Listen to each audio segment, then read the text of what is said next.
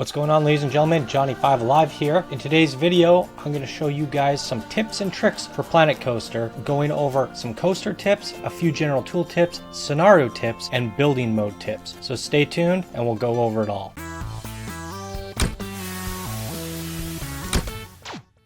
Alright, if you guys do enjoy this video, please remember to smash that like button, subscribe for more videos like this, and let me know what you guys think of this video down in the comments below. Alright, let's jump into it. We're going to start off with some coaster stuff. Alright, I was having a problem in the beta and in release of stats on my coasters were tanking, and I couldn't figure out why. And it just so happens to have something to do with the way that I build coasters. I like to do these long platforms so that I can get as many carts going on the track at one time so that people don't have to wait in the lineup as long. There's no problem with that. It's what you have to be careful what you do when doing that. So you see here I have the exit at the end. Well, what happens, watch when these guys get off. It's actually kind of like a bug, I would have to say. If anything, it's kind of like a bug. So the gate opens up, the people rush off. The gate is open. Now these people won't get on until this gate closes. And this is why I'm saying it's a little bit of a bug, because this gate should close the moment that they get out of this little stall. But the gate actually doesn't close until they leave the ride completely. And I feel like this should be changed, because it takes away your ability to choose where you want the exit. I chose to put the exit here, and because of that, I result in terrible stats on my roller coaster, because these people here are waiting for these people to walk all the way down here. And watch, as soon as they get out, watch this gate right here closes. Click. See? So I feel like this gate should, and now it lets the next people on. Now if my exit was right here, these people would walk out, take the exit, the gate would close, the next people would get on. So the reason the stats are tanking on this coaster is because these people are sitting here doing nothing. And it averages out the excitement, the fear, and the nausea based on the duration of the wait time. And in some cases, you could use this to your advantage. If you had a coaster that was like super scary, you could use this as a tool to lower your fear factor, because it takes the average length of the coaster, and this is included in the length of the coaster. Not that you would want to, obviously, but I'm just letting you know that as a tip. But yeah, if you have a long platform like this, do not put your exit near the end. Always put the exit near this arrow, and that'll avoid your coasters getting a bad stat and people having to wait a long time. And now they get off the coaster, the gate closes, and the next people rush on. So it's a bit unfortunate that that's the way you have to do it. You have to have your exit there. So the next tip, this is something you probably already know, but I didn't figure it out for like the first day or so. I just tunnel vision, I guess. So if we go into editing this coaster, when you're selecting a piece like this, there's these buttons down here, smooth all and smooth banking.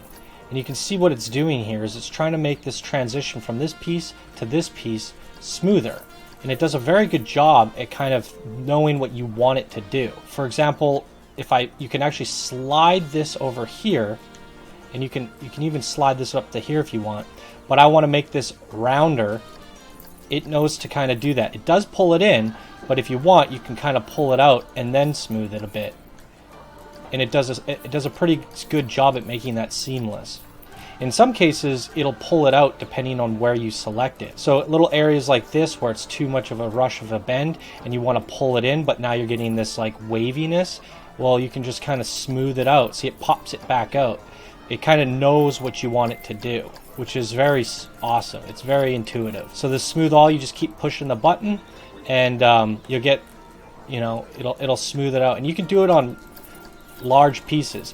Now you kind of have to be careful how you do it, because it is smoothing out like the hill, but it's great for just even this part here. I want to make this part as smooth as possible, and you can also do it with just the banking, and it doesn't do anything but the bend, which is nice. And then after a while, it's like you can't do it anymore because it's conflicting with another piece. So if I bring this one down a bit, it should start smoothing again. But you get the point.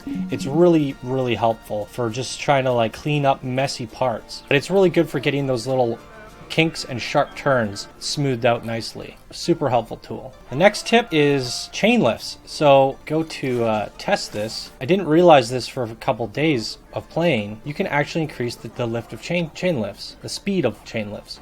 If you highlight the whole thing with this little tool in this utility settings, there's your chain lift speed. You can crank that up. We'll speed it up. Now you can see this coaster is being pulled up much faster, 10 miles per hour faster than it was previously. This helps increase your excitement rating overall because the chain lift is so long and it's so slow. It actually lowers your excitement rating because of the 5-10 seconds they're sitting on the chain lift for, and now they're only sitting on the chain lift for at most 5 seconds. So it's much handier. It's 3 times faster than it was before. So that's super helpful. And you can also do that with your brakes and your jet propelling coasters. Any section that you have like brakes, like if I put trim brakes on here, I can actually increase and lower the target speed. So when they get down, it's going to drop them to 2 miles an hour here, and then you can change the deceleration rate. And you can also put an optional catwalk on if you choose, which is kind of a neat cosmetic effect.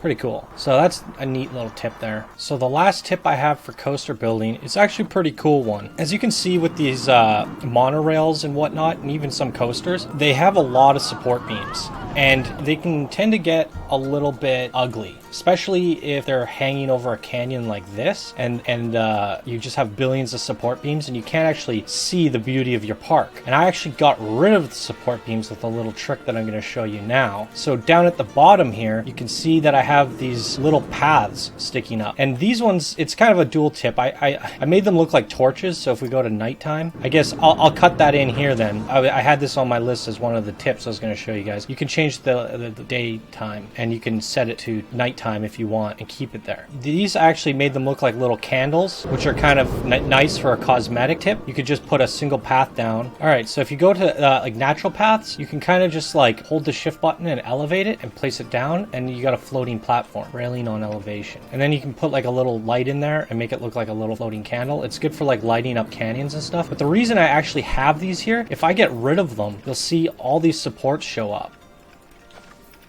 So I've used them as a way to hide supports.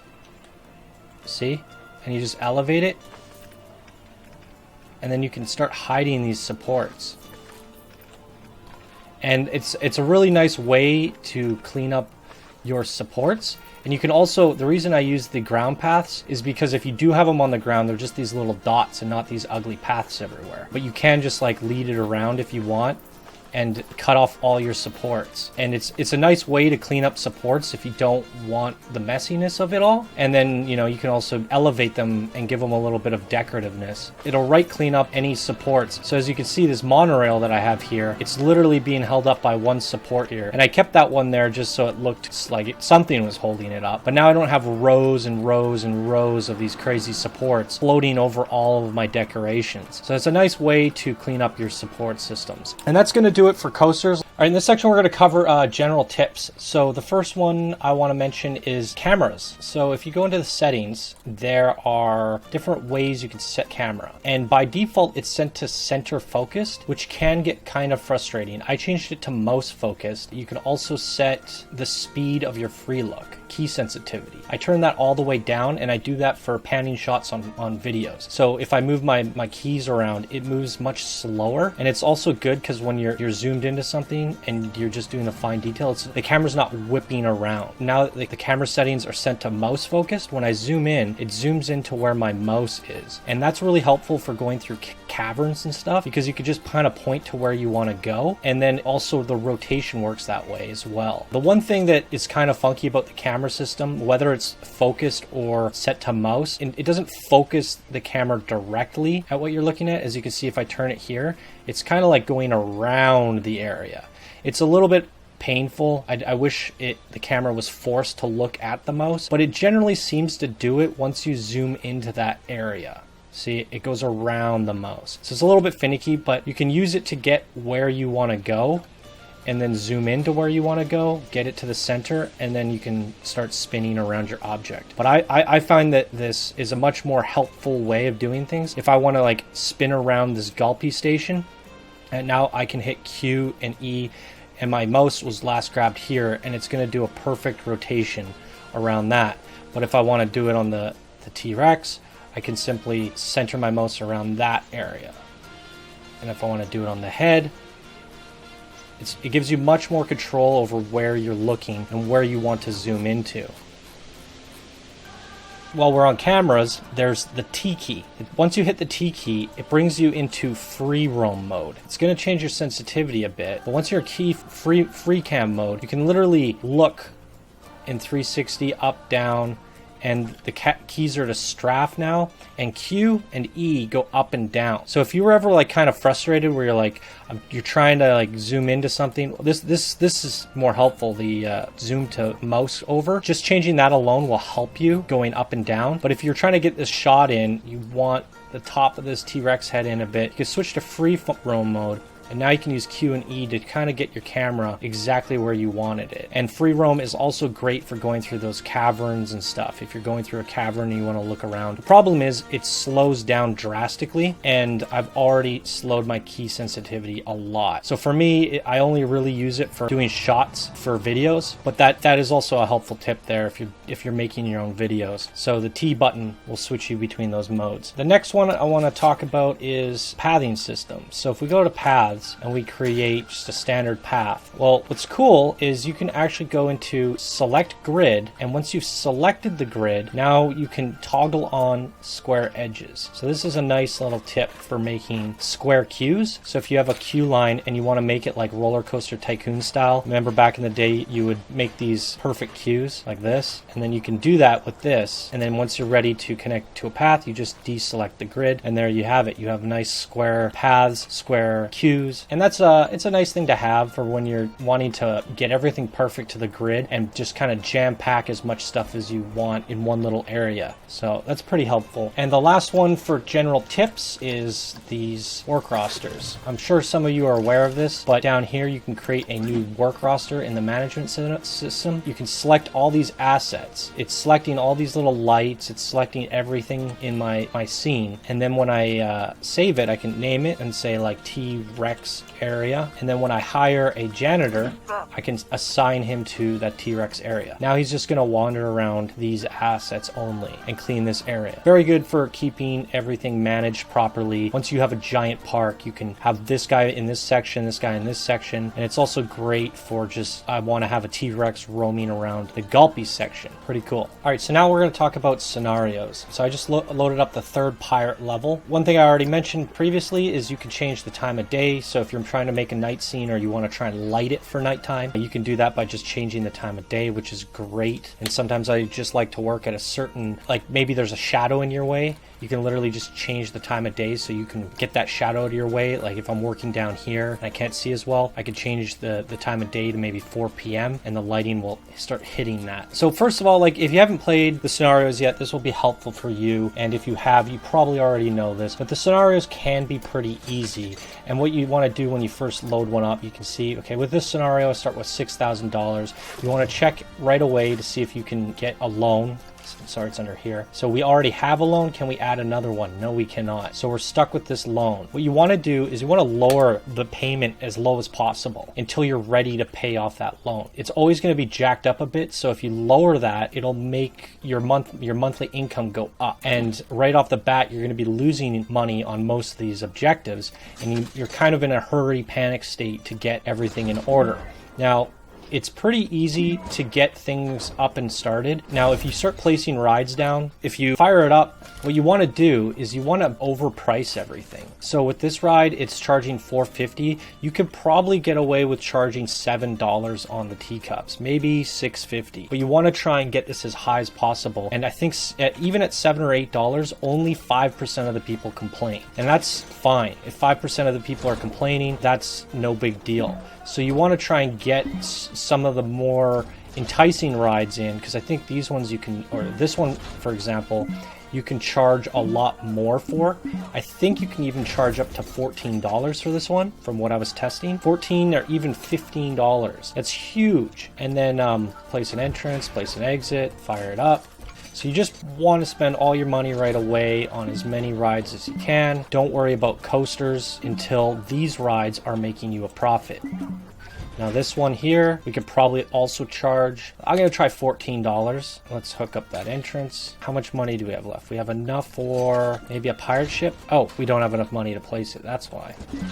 So we'll put in a Rocktopus. And the Octopus, we can probably charge $8. Okay, so we're completely out of money now. We're gonna push play here. The next tip, you're gonna wanna change all these rides to any load. That way, if there's only one person, then you'll get the sale right away. And then when the lines start building up, that's when the any load doesn't matter. It will fully load them if there's enough people to load into them. Let's just say for whatever reason, your park starts getting bigger, the rides start getting less popular. It's really good to have it set to any load. Now, because we have a bunch of rides down, we're gonna start losing money because these have monthly income. We're just going to speed it up because we don't have many people in our park. The people will start pouring in now that we have a bunch of rides down. Here they come. And we're probably going to be losing a little bit of money. But because our rides are so overpriced, it should work out. This is generally what I do going into every scenario. I put down as many popular rides as possible and I just crank up the prices. And you can already see here, only 5% think this is too expensive. Well, we're losing 5% sales, but we're getting $14, $15 per. Now, it's starting to raise. Maybe we can get away with $14 and they'll stop complaining. This one, no one's complaining about the kickflip being $14. None of them. We could probably even change it to $15. You kind of want to find that sweet spot where they start complaining. So 5% think the teacups is too expensive.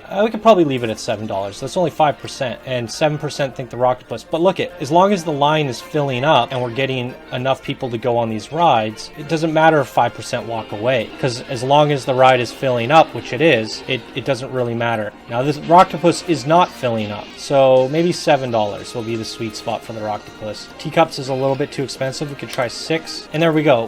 We've kind of set our prices for these 4 rides, and as you can see, we're making a monthly profit of $1,100. If I just sit here on fast forward for a little bit, we'll soon have enough money to go over here and build our first roller coaster. Once you have a roller coaster, your monthly profit will shoot. This one coaster could potentially make $6,000 a month. That will be, it'll bring our monthly profit from $2,000 a month to $6,000 or $7,000. So we made a monthly profit of $1,700 on the first month, just putting these 4 rides down and cranking up the prices. So that's kind of like my main rule of thumb when doing these scenarios, is to really get the economy going. And then when you move over to your shops and stalls, so if we put a Chief of Beef in, it's kind of the same scenario. You want to go a little bit easier on them. So these burgers, I'll probably change it from $12 to $15 and $8 to $11. And they're going to still buy these burgers. I mean, I could probably even do $16 and $12 and they'll still be filling up buying the burgers. 1% says I don't have enough money. Oh, who cares about that 1%? Once you're rolling in bank, you can start worrying about those 1%ers. So once you start putting these food stalls in, you can actually make a big profit off of these food stalls if you're changing the prices. Milkshakes, I'll probably do $8. So from 5 to 8, it's a $3 increase, and only 1 and 2% are complaining. 5%. And like I said, we can worry about those 5% once we have a solid economy. So for the start of your park, those are my biggest tips. The next thing to note is your staff. You're going to start needing staff. You're going to need, some people sweeping and some people fixing rides. Well, the staff will eventually quit, and for the most part, I would say when you're starting things off, depending on how hard the scenario is, I would just say let them quit, because you can just hire a new one, and when you hire a new one, they start off happy. And this also goes for your vendors. Eventually your vendors will quit. When that happens, you just reopen this. If I close it and open it, it'll hire a new one. And then once he quits, I just open it again, and you'll even get a notification saying the vendor has quit, and it'll take you to it, and then you just hit open, hires a new happy vendor all over again. So you don't really have to worry about increasing their wage until you have a strong, healthy economy. And to top that off, like, you can give these people training every month, but that costs money, and then that increases their salary expectation. So they'll get less happy faster if they've been trained. So training them will actually cause them to become very unhappy really quickly, especially if you're not changing their wages. So starting off on a brand new scenario,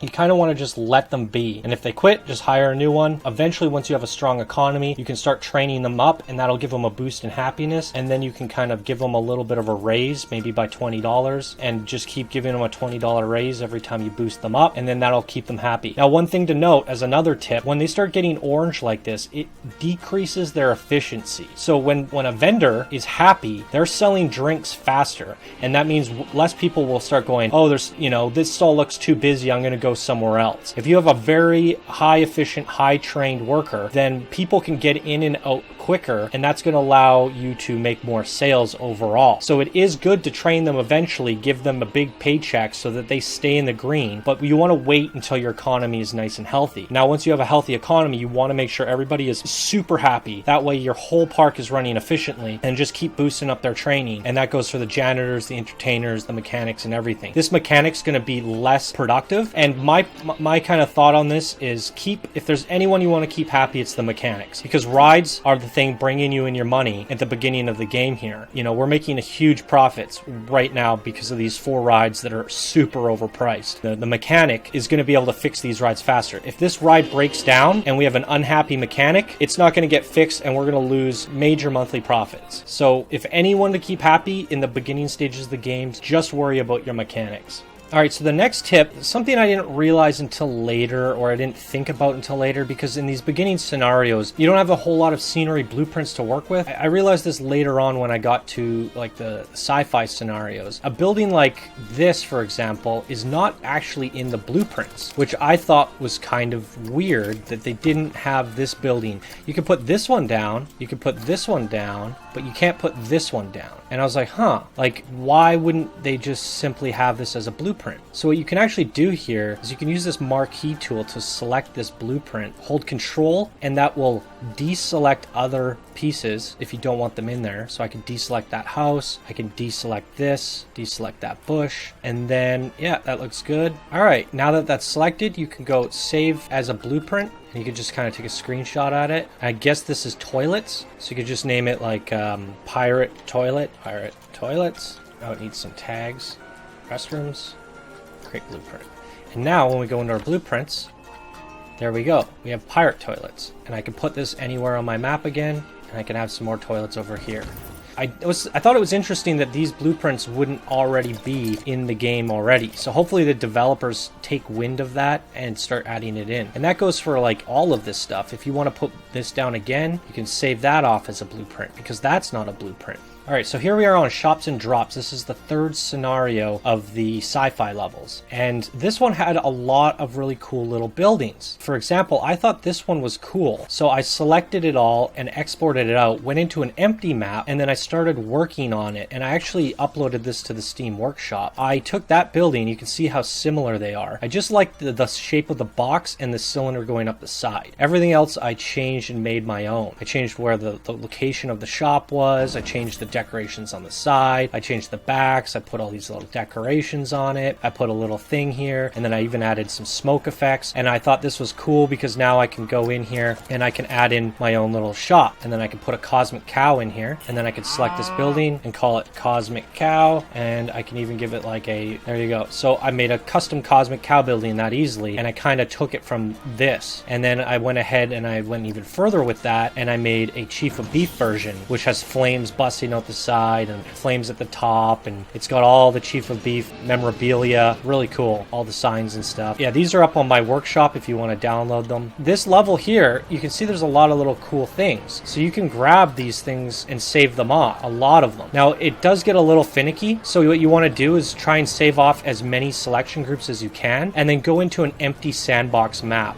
Then you can start kind of separating them a bit, you know, playing around with them and just cleaning them up. Once you come back into this scenario, you'll have this nice little rental shop that you can put whatever you want in, and you can have this burger shop. This Cosmic Cow is amazing. Like, why did they not have this Cosmic Cow as a blueprint in here? It's beyond me. It's just completely baffled me. Very interesting that they didn't have all these cool sci-fi pieces in their sets already, because they are cool to place down. The 2 levels before this would have been really handy to have these pieces, because you're playing on these 2 sci-fi levels and you don't have any sci-fi shops. Oddly enough, they have a whole bunch of them right here, so you can steal them and bring them into your maps, which I thought was really cool. So whenever you're playing a scenario, keep an eye out for these really cool assets, and you can save them off into your blueprint to make the game a little bit more enjoyable and give you more variety to play with. Okay, lastly, for scenarios, you can actually save off a scenario. So I'm going to save this off. So if you ever have a park that, like a scenario that you really enjoy, but you weren't happy with the limitations, because most scenarios, especially like the first 3 scenarios, you can't research that much stuff. They give you a very limited amount of research. Let's just say Pirate Cove or this level, you were kind of frustrated the fact that maybe you couldn't build roller coasters on this level, or you couldn't research certain sci-fi pieces on this level, and you wanted to do more with this scenario, but you were limited by the scenario restrictions. You can save the map, and then when you go to the main menu, you can go to My Parks,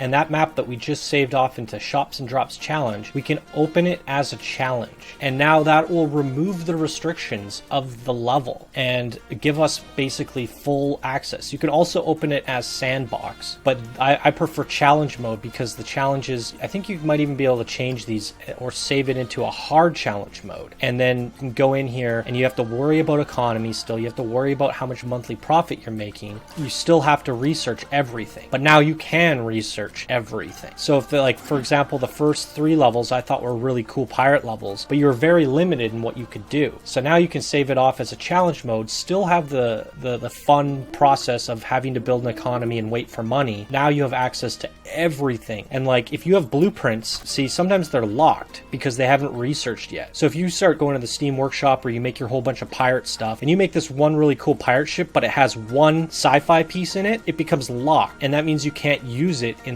career mode, because most likely that level will not have sci-fi research. So going into challenge mode, at least you have the challenge of having to do the research first, and then you can put down whatever you want. So it's a really fun way to take the game to the next level, because I found that the career mode is too easy for me. So I'm just kind of ripping through it pretty quickly, and then I'm going to start playing the career mode in challenge mode and experience it from a whole new level. So as I was mentioning about challenges, you can select a challenge from here. Yeah, so when you select a challenge, you can choose like a difficulty. They just added this difficulty into today's patch. So there's a hard mode and a harder mode for seasoned park managers, and I'm really glad that they added this in. Now you can actually do your challenge modes on harder mode, which is really great. And then my last point here for scenarios is the career mode itself. The progression of this game is a little bit strange in my opinion, and in my opinion, Princess Emily's maps are by far the best out of all the maps. Like I haven't beaten these ones yet, but I've taken a look at them, and Princess Emily's takes the cake. These maps are way more fun than anything in the King Coasters Royal. Same goes for these. I would almost say, because when you beat these challenges, they like if you beat all 3 of these, I think you start getting access to Dex R's science missions, and if you beat some of these, you'll have everything unlocked. My big point here is try and save something like this for last if you can, because it by far is the best scenario, and I went all out on this one. I spent like 24 hours on this map. It was absolutely insane, and it's in my channel if you want to go see it, the completed park, and you can even download it. This was my favorite map in the whole game. Nothing beats it. It's the best. But when you move on to Dexter's science shenanigans, the interesting thing about this is this one teaches you what I taught you in the beginning of my scenario section, how to basically make a park off of just rides, and how to like basically maximize your profits off of just rides. So this one does a really good job at that. So I'd almost say play this objective as soon as you unlock it. So if you so happen to beat these 3 levels and you unlock this level, go to that one right away. Get it over with, get it done, and you'll learn a lot from it. It's not a very fun scenario, but it teaches you some valuable lessons. And then the same would be said for Shops and Drops. I just unlocked this one and I was like, hey, and I was showing this earlier as a tip, you can take all these sci-fi items, and I would say go into this as soon as possible, especially before you play this one, so that you can take these wonderful items and save them as blueprints. And then when you go onto this level, you'll have some sci-fi shops to actually place. This level of the 3 is by far the best, and this one just teaches you how to make a park purely off of shops and how to profit off of shops. So these 2 actually teach you something really important that I feel like you should have learned early on, and you should have learned these things before going on to Princess Emily's stuff, because these are just kind of like heyday, like just have at her. And when you're having at her and you're trying to make the most profitable theme park and you're building a massive theme park, you kind of tend to learn these lessons. So when you get to these objectives, you're kind of like, you don't enjoy them as much. So I would say try and do these objectives before these ones if they happen to unlock somewhere along the line. If you do that, wait to complete these last two objectives because you'll enjoy them a lot more after doing these. Yeah, that's pretty much it for career mode and scenarios. So the last tips that I want to go over is for building mode, and this is probably the most important one. I've seen people talk about this in the forums and they weren't happy with some of the building mode intricacies. So if we're going in and we're making a scenery style building here, and let's just say, for example, we're making a burger. Let's just make a cheeseburger, make it real simple. And we want to have another one over here. Well, you can't really, like, you can select and duplicate this, and then you can select and duplicate this. If you select them all, you can't duplicate all. And what people were doing is they would save it as a blueprint and then they, like, you know, call it whatever, and then they would create their blueprint. And this was the annoying part that they didn't like. And now they have this blueprint and now they can put it over here. But you don't actually have to do that. What you can actually do if you're building this intricate like scenery piece, all you have to do is put down a shop stall. Once you have a shop stall down, you select that shop stall and all the objects, and you can go add standalone scenery to selected building. And now what you've done is you've made it a one whole building piece. And when something's a building piece, now select this building, we can go into edit building. Once you're in edit building mode, that's when you get more advanced tools. So I can actually go into edit building. I can select this burger patty, this patty in the top, and now I can duplicate move.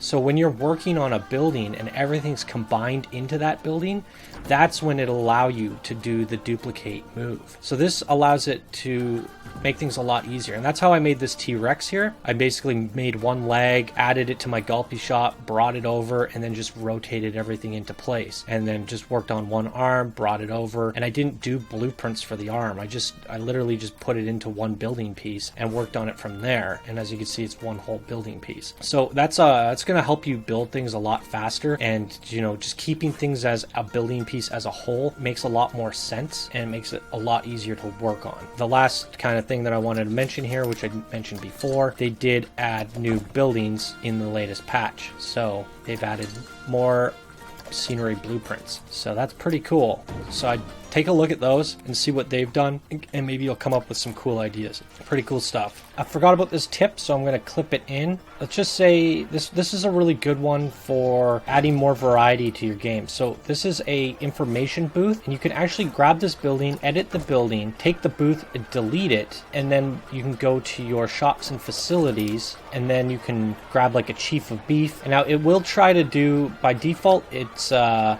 to go to auto stacking, and it'll try and place it on the roof, which is kind of annoying. You can kind of like place it down by holding the shift button and dragging it, or you can just turn off auto stacking, and now it'll go pop in there properly.